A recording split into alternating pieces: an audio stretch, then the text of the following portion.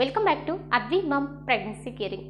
ఇవాళ వీడియో వచ్చేసి ఏంటంటే 9 మంత్స్ పడినాక మనము అసలు ఎలాంటి పనులు చేయకూడదు, ఎలాంటి పనులకి దూరంగా ఉండాలి అనేది మనం ఈ వీడియోలో క్లియర్గా తెలుసుకుందాం. లేకపోతే వెళ్ళిపోయే ముందుగా మన ఛానల్ని అయితే సబ్స్క్రైబ్ అయితే చేసుకోండి, పక్కనే ఉన్న బెల్ ఐకాన్ అయితే క్లిక్ చేయండి. నేను పెట్టే ప్రతి వీడియో కూడా మీకు ముందుగా నోటిఫికేషన్ రూపంలో రావడం అయితే జరుగుతుంది. ఏదైనా సందేహాలు ఉంటే కింద కామెంట్ చేయండి, తప్పకుండా రిప్లై ఇస్తాను. ఇక వీడియోలకి అయితే 9 నెలలు పడినాక ఎలాంటి పనులు అస్సలు చేయకూడదు. ఎందుకంటే ఈ ప్రెగ్నెన్సీ స్టార్టింగ్ మొత్తం అంటే ప్రెగ్నెన్సీ స్టార్ట్ అయిన నుంచి ఈ యొక్క ప్రెగ్నెన్సీ జర్నీ మొత్తం ఒక పీరియడ్ అయితే 9 మంత్స్ పడినాక అదొక పీరియడ్ అన్నమాట. ఎందుకంటే 9 మంత్స్ పడినాక మనకి బేబీ బంప్ పెరుగుతూ ఉంటుంది, కొన్ని కాంప్లికేషన్స్ వస్తూ ఉంటాయి అన్నమాట. బ్యాక్ పెయిన్ రావడం కానీ కొన్ని ఇబ్బందులు వస్తూ ఉంటాయి. వాటిని అన్నిటిని కూడా తల్లి ఫేస్ చేస్తూ ఉండాలి ఖచ్చితంగా. అయితే కొన్ని పనులు మనం చేయడం వల్ల కూడా అది బేబీకి కూడా చాలా ఇబ్బంది అవుతూ ఉంటుంది అన్నమాట. ఫస్ట్ ఏంటి అని అంటే విపరీతమైన జర్నీస్ అస్సలు చేయకూడదు. విపరీతమైన జర్నీ అంటే లాంగ్ జర్నీ. అంటే చాలామంది ఏదైనా జాబ్ పర్పస్లో కానీ లేకపోతే నార్మల్గా ఏదైనా పనుల మీద కూడా చాలా లాంగ్ జర్నీ చేస్తూ ఉంటారు. అస్సలు అంత జర్నీని అస్సలు చేయకూడదు 9 మంత్స్ పడినాక. మీరు చిన్న పనులు చేసుకుంటే ఏం పర్వాలేదు, కానీ మరీ ఎక్కువగా లాంగ్ డ్రైవింగ్ లాంటివి అయితే అస్సలు చేయకూడదు అన్నమాట. మెయిన్ ఇంపార్టెంట్ చేయాల్సింది ఏంటంటే అతి స్ట్రెస్ అనేది అస్సలు ఉండకూడదు. ఎందుకు ఈ అతి స్ట్రెస్ అనేది ఉండకూడదు అంటే, మీరు నార్మల్గా ఇంట్లో ఉన్న వాళ్ళైతే ఏదైనా ఫైనాన్షియల్ ఇబ్బందులు లేకపోతే చిన్న గొడవలు లేదా వైఫ్ అండ్ హస్బెండ్ మధ్యలో చిన్న ఏదైనా సంథింగ్ కొంచెం మిస్అండర్స్టాండింగ్స్ ఇట్లాంటివి ఏమైనా ఉంటే అది చిన్నగా పోయి మీరు చాలా ఎక్కువగా ఆలోచించి ఓవర్ స్ట్రెస్ తీసుకున్నారనుకోండి, డెఫినెట్లీ మీ యొక్క పల్స్ అనేది పెరుగుతుంది. మీ బీపీ అనేది కంట్రోల్లో ఉండదు. బీపీ కంట్రోల్లో లేదు అంటే ఖచ్చితంగా ప్రాబ్లం వస్తుంది. మీరు 9 మంత్స్లో అతిగా బీపీ పెరిగినా, చాలా బీపీ డౌన్ అయినా కూడా చాలా ప్రమాదం. నార్మల్గా బీపీ కనుక ఎక్కువగా పెరిగింది అంటే ఖచ్చితంగా మీకు సీ సెక్షన్ కానీ నార్మల్ డెలివరీ కానీ చేయడం చాలా కష్టం అవుతుంది. కొన్నిసార్లు అక్క ఇలా భయపెడుతున్నారా అని మీరు అనుకోకండి, నేను వాస్తవం చెప్తున్నాను. అతిగా బీపీ కనుక పెరిగింది అంటే ఫస్ట్ బిడ్డకైనా ప్రమాదం జరగవచ్చు, సెకండ్ వన్ మీకైనా ప్రమాదం జరగవచ్చు, కొన్నిసార్లు ఇద్దరికి ప్రమాదం జరగవచ్చు, కొన్నిసార్లు ప్రీటర్మ్ డెలివరీ అవుతుంది. బాగా అతిగా స్ట్రెస్ తీసుకోవడం వల్ల ఖచ్చితంగా ఇద్దరికి ప్రమాదం జరుగుతుంది. కాబట్టి మీరు చాలా పీస్ఫుల్గా ఉండాలి.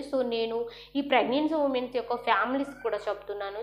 మీరు కొంచెం చిన్న వాటికి తన పైన అరవడం కానీ, ఎందుకంటే తన బాడీ అనేది చాలా సెన్సిటివ్గా ఉంటుంది. డెఫినెట్లీ కొన్ని ప్రాబ్లమ్స్ తను ఫేస్ చేస్తూ ఉంటుంది ప్రెగ్నెన్సీ మొత్తం కూడా. మీరు ప్రతిదీ కూడా అర్థం చేసుకోవాలి.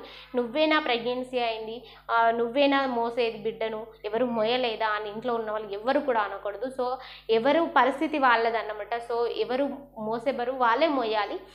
వాళ్ళు అనుభవించేది అంతా కూడా మీరు అనుభవించలేరు, తను పడే స్ట్రెస్ అంతా మీరు పడలేరు. కాబట్టి తను వీలైనంత వరకు పీస్ఫుల్గా ఉండేలా చూసుకోండి. ఈ ప్రెగ్నెన్సీ ఉమెన్స్ యొక్క ఫ్యామిలీ ఎవరైతే ఉన్నారో వాళ్ళు హస్బెండ్ కానీ, అత్త కానీ, మామ కానీ, ఆడపడుచులు కానీ, అమ్మ కానీ, తండ్రి కానీ ఎవరైనా కూడా పీస్ఫుల్గా ఉండేలా చూసుకోండి. ఎందుకంటే తను పడే చిన్న స్ట్రెస్ కూడా అది ఓవర్ స్ట్రెస్ అయిపోయి కడుపులో ఉన్న బిడ్డకు అలాగే తల్లికి ఇద్దరికి ప్రాణాపాయానికి ప్రాబ్లం అవుతుంది. కాబట్టి చాలా కేర్ఫుల్గా ఉండండి. వీలైనంత వరకు పీస్ఫుల్గా ఉండడానికి ట్రై చేయండి. అండ్ థర్డ్ వన్ ఏంటంటే ఎక్కువగా బరువులు మోయడం.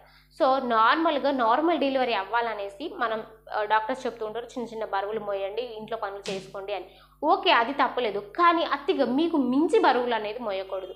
అంటే మీరు భరించుకోలేనంత బరువు అనేది అస్సలు మోయకూడదు, అది మంచిది కాదు. అండ్ నెక్స్ట్ వన్ వచ్చేసి ఏంటంటే సడన్గా వంగడం. ఈ సడన్గా వంగడం అనేది కూడా అస్సలు చేయకూడదు అన్నమాట. ఈ విషయాన్ని గుర్తుపెట్టుకోండి. ఇక నెక్స్ట్ వన్ వచ్చేసేటప్పటికి ఈ 9 మంత్స్లో చేయకూడదు ఏంటి అంటే సెక్సువల్గా భార్యాభర్తలు దూరంగా ఉండాలి ఖచ్చితంగా కూడా. ఎందుకంటే నేను ఆల్రెడీ కొంతమంది మన సిస్టర్స్ ఎవరైనా కొంచెం ఈ డౌట్ వచ్చిన వాళ్ళు కామెంట్స్ చేశారన్నమాట. 9 మంత్స్లో కలిస్తే నార్మల్ డెలివరీ అవుతుందా, నిజమేనా, ఇట్లా అడిగారనమాట. నేను దీని గురించి కూడా వీడియో షేర్ చేశాను, మీరు కావాలంటే చూడండి. 9 మంత్స్ కలయిక అనేది కొంచెం రిస్క్ అన్నమాట. సో ఇది తల్లికి మంచిది కాదు అండ్ కడుపులో ఉన్న బిడ్డకి కూడా మంచిది కాదన్నమాట. సో అందుకనే వీలైనంత వరకు డాక్టర్స్ అసలు 9 మంత్స్లో ఈ యొక్క ఇంటర్ కోర్స్ అనేది అసలు అవాయిడ్ చేయండి అని చెప్తూ ఉంటారు. కాబట్టి సో ఇది ముఖ్యంగా ఏంటంటే ప్లజెంటా ప్రీవియా, లేకపోతే డోలేయింగ్ ప్లజెంటా, లేకపోతే ఉమ్మ నీరు ప్రాబ్లమ్స్ ఇట్లాంటివి ఏమైనా ఉన్న వాళ్ళు ఇంకా మొత్తానికి అసలు ప్రెగ్నెన్సీ స్టార్టింగ్ నుంచి కూడా కలయిక కానీ దూరంగా ఉండాలి. సో నార్మల్ వాళ్ళైనా కూడా 9 మంత్స్లో అసలు కలయిక అనేది మెయిన్గా దూరంగా ఉండండి అన్నమాట. సో ఇక నెక్స్ట్ వన్ ఏంటంటే నార్మల్గా మనకి ఏదైనా కొంచెం వామిటింగ్ వచ్చినట్టు అనిపించినా, కడుపులో వచ్చినట్టు అనిపించినా, ఇంకేమైనా అనిపించినా కూడా బయట వెళ్ళి మెడికల్ షాప్లో మెడిసిన్స్ తెచ్చుకొని వేసుకుంటూ ఉంటారు. అంటే తలనొప్పిగా అనిపించినా, ఫీవర్ వచ్చినా అట్లా. కానీ ఒక్కటి గుర్తుపెట్టుకోండి, ప్రెగ్నెన్సీ ఉమెన్స్ ఎప్పుడు కూడా డాక్టర్ని కన్సల్ట్ అవ్వండి. అస్సలు మెడిసిన్స్ యూజ్ చేయడానికి లేదు. మీ స్వతహాగా ఈ తలనొప్పే కదా ఏమవుతుంది, లైట్గా ఫీవర్ వచ్చినట్టే అనిపిస్తుంది కదా ఏమవుతుంది, అలాగే జలుబే కదా వీటికి ఏమవుతుంది బయట టాబ్లెట్స్ యూజ్ చేస్తాను అనుకోవద్దు. ఖచ్చితంగా మీరు గైనకాలజిస్ట్ని అడిగిన తర్వాతనే మెడిసిన్స్ వాడాలి. ఎలాంటి అయినా కూడా మీరు బయట మెడికల్ షాప్లో తీసుకొచ్చుకొని అస్సలు మెడిసిన్స్ అయితే వాడొద్దు. అండ్ ఆయుర్వేదిక్ కూడా, సో ఆయుర్వేదిక్ కూడా చాలామంది బేబీ మంచిగా పుట్టాలని, ఇంకేదో బేబీ గ్రో కావాలని కొన్ని ఆయుర్వేదిక్ మందులు పూస్తూ ఉంటారు పల్లెల్లో. సో డెఫినెట్లీ ప్రెగ్నెన్సీ టైంలో అవి కూడా అస్సలు తాగకూడదు. సో ఇవన్నీ కూడా మీరు ఖచ్చితంగా ఫాలో అవ్వాలి 9 మంత్స్ పడినాక. మీకు ఇంకా ఎలాంటి సందేహాలు ఉన్నా కూడా కింద కామెంట్ చేయండి, తప్పకుండా రిప్లై ఇస్తాను. Thank you so much.